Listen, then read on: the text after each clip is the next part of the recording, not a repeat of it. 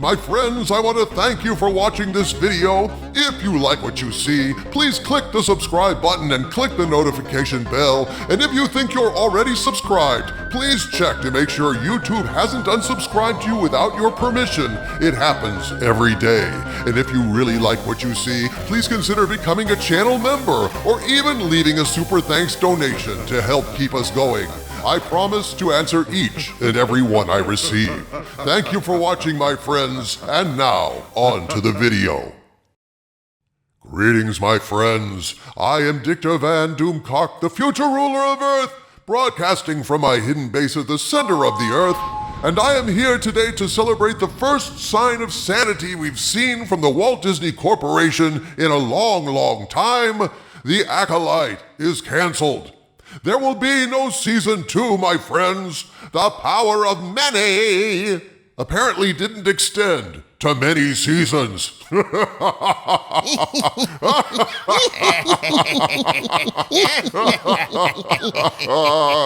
There will be no further adventures of Darth Gimp the Zipperhead, aka Smilo Ren.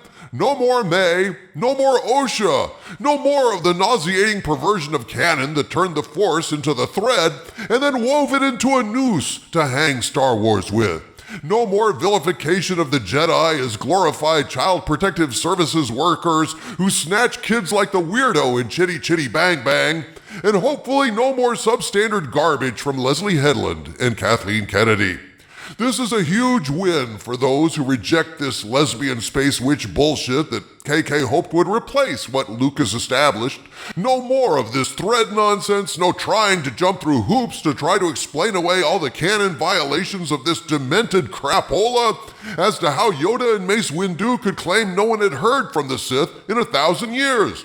It's safe to say now that the results are in, there hasn't been a more loathed and disgusting direct-to-streaming installment of Disney Star Wars, and clearly, this is Kathleen Kennedy's biggest failure since The Last Jedi, and the best move Disney has made since taking Star Wars out of movie theaters after Solo crashed and burned.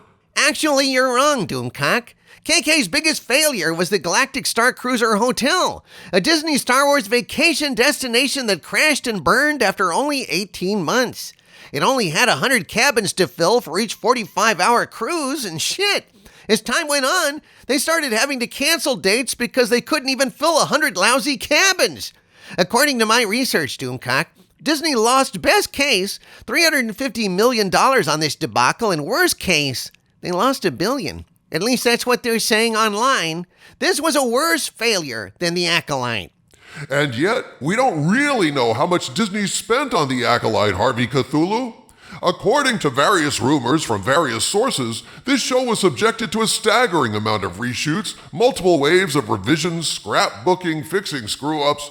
I was told, although this is still a rumor, so definitely take it with a grain of salt, people, that there were as many as 3 different versions of the Acolyte in the vault, and the one we saw was the best of them? Oh, this is nothing less than a stinging rebuke to KK and those who supported this whole the Force is female bullshit. A rebuke that rumor has it will signal some major changes at Lucasfilm moving forward. Changes I will chronicle for you in future videos as more rumors come in. But let's look at the facts. Here are the basics from Deadline. Quote, exclusive. The story of the Acolyte will not continue, with Lucasfilm opting not to proceed with a second season of the Star Wars offshoot starring Amanda Stenberg, sources tell Deadline. Word of the decision comes more than a month after the 8-episode first season of the series from creator, director, executive producer, and showrunner Leslie Headland wrapped its run on Disney+. The news is not entirely surprising. The Acolyte did okay with critics, with 78% on Rotten Tomatoes, but divided Star Wars fans, which was reflected in its overall viewership, unquote. That is a typical mainstream media obfuscation, Doomcock. The series was hated by the audience. It went entirely off the rails with the infamously awful 3rd episode. Remember, the power of one, the power of two, the power of many. It was so god-awful cringe, it immediately became a meme. And time again, Leslie Headland proved the power of many was total bullshit. I mean, this show couldn't even do basic math, people. The big cheese lesbian space witch, the boss witch, if you will, blasts one opponent, and then two opponents come up, and she blasts them too. So the power of two isn't really better than the power of one. And then hilariously, many of the witches were controlling Chewlacca, the Force Wookiee, and one Jedi killed them all with a wave of her hand.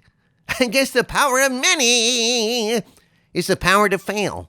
And fail the Acolyte did in many ways.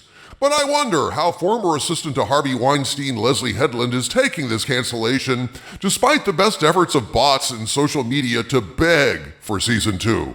Entertainment Weekly tells us, quote, in July, creator Leslie Headland told Entertainment Weekly that she had heard nothing about the show's future. She couldn't stop thinking about future stories she would tell, even though she was trying to enjoy her downtime between seasons. Well, now she can finally stop. Oh, yeah. Well, that's the bright side of this for her, Harvey. But the article continues, quote, she was hopeful. You have to take a break, Headland said, especially after something like this. I don't even know how many years my brain has been going Star Wars, Acolyte, Acolyte. Just constantly solving problems, constantly thinking about it. It is very weird to now be in a place where I don't need to do that. I always say to budding writers, the most important thing that you can do is sit around and do nothing, because the second you start to manufacture a story, you're going to get stressed out, and the story can't start that way, unquote. Well, actually, Leslie, the thing about that is, while it may be stressful, you need to manufacture a story.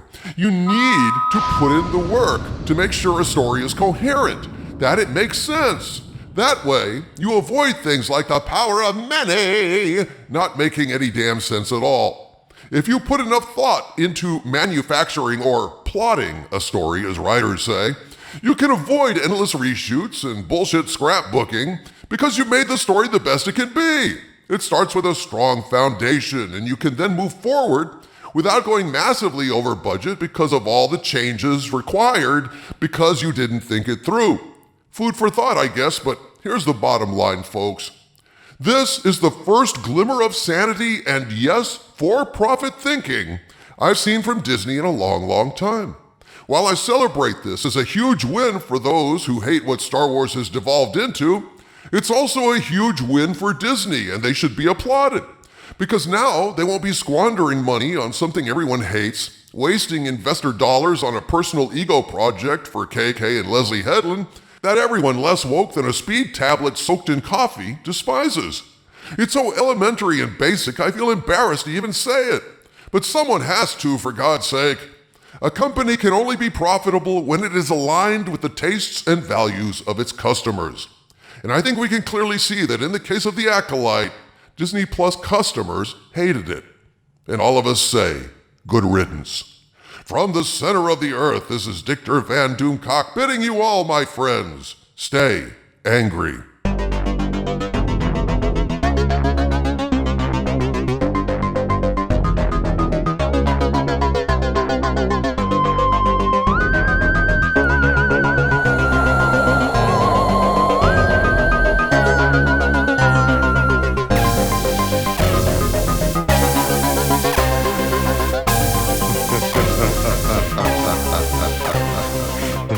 Ha ha ha ha ha ha.